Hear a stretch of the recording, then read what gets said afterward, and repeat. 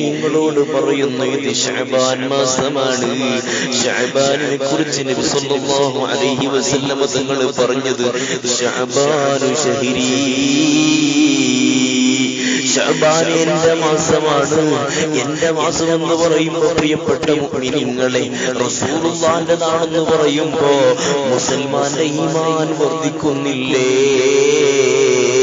ചെറിയ പെരുന്നാളിലില്ലാത്ത സന്തോഷം വലിയ പെരുന്നാളിലില്ലാത്തൊരു സന്തോഷം നമുക്ക് റബീഉൽ അവ്വലിന് വരുന്നു.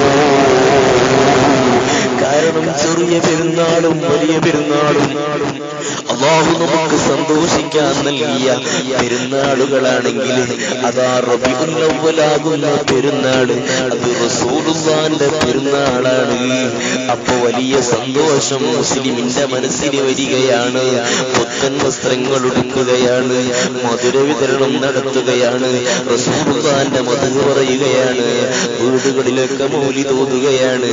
പ്രിയപ്പെട്ട മുഅ്മിനീങ്ങളെ, അതുപോലെ റസൂലുള്ളാഹി സ്വല്ലല്ലാഹു അലൈഹി വസല്ലം തങ്ങൾ മുഅ്മിനീങ്ങളായ നമ്മെ വിളിച്ചു പറഞ്ഞത് ശഅബാനു ശഹരി, ശഅബാൻ എന്റെ മാസമാണ്.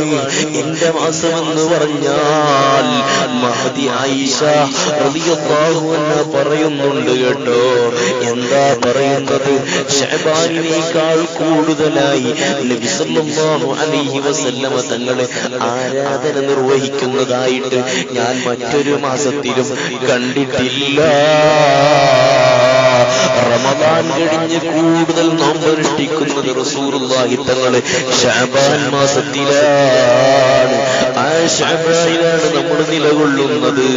അതുകൊണ്ട് ഇബാദത്തുകൾ വർദ്ധിപ്പിക്കണം, സ്വലാത്ത് ധാരാളം ചൊല്ലണം, ദിക്റിനായി സമയം ചെലവഴിക്കണം, അല്ലാഹുവിനെ ഓർത്ത് ജീവിക്കണം. ഒരു തെറ്റിലേക്കും നിങ്ങൾ പോകണ്ട, ഹറാമും കറാഹത്തും ചിന്തിക്കണ്ട. മരിക്കണമെന്നൊരു ചിന്ത നമ്മുടെ മനസ്സിലുണ്ടാകണം. അതുപോലെ പറയട്ടെ, ശഅബാനിലെ ഏറ്റവും പ്രധാനപ്പെട്ട ഒരു ദിവസമാണ് ശഅബാൻ 15 കേട്ടോ. വലിയ പുണ്യമുള്ളതാണ്. മഹാന്മാരൊക്കെ പുണ്യമുണ്ടെന്ന് പറഞ്ഞിട്ടുണ്ട്. വഹാബികൾ മാത്രമേ, ഇവിടുത്തെ പുത്തൻവാദികൾ മാത്രമേ അതിന് പവറില്ലെന്ന് പറഞ്ഞിട്ടുള്ളൂ. അല്ല അല്ല, നബി സല്ലല്ലാഹു അലൈഹി വസല്ലം തങ്ങൾ തന്നെ അവിടുത്തെ മഹത്വം പറഞ്ഞിട്ടുണ്ട്.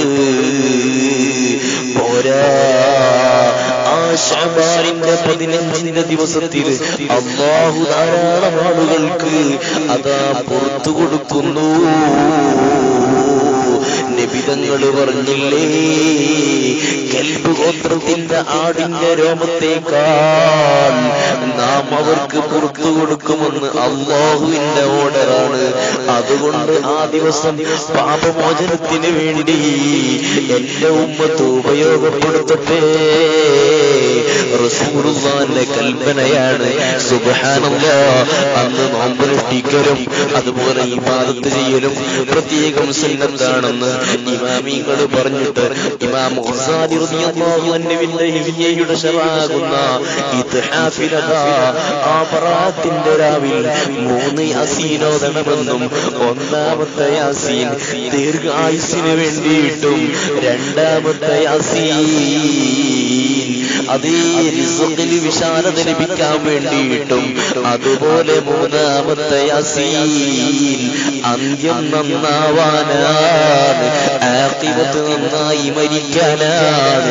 ഒരു മുസ്ലിമിനെ സംബന്ധിച്ചിടത്തോളം ഒരു മനുഷ്യന്റെ വിജയം തീരുമാനിക്കുന്നത് അവന്റെ അന്ത്യം നന്നാവല് കൊണ്ടാണ്.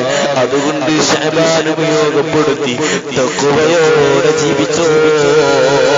വൽ ആഖിബത്തു ലിൽ മുത്തഖീൻ. ഇസ്ലാം പഠിപ്പിക്കുന്നത് തഖ്വയുള്ളവർക്കാണ് അന്ത്യമുള്ളത്, നല്ല അന്ത്യമുള്ളത്. എന്താണ് തഖ്വ?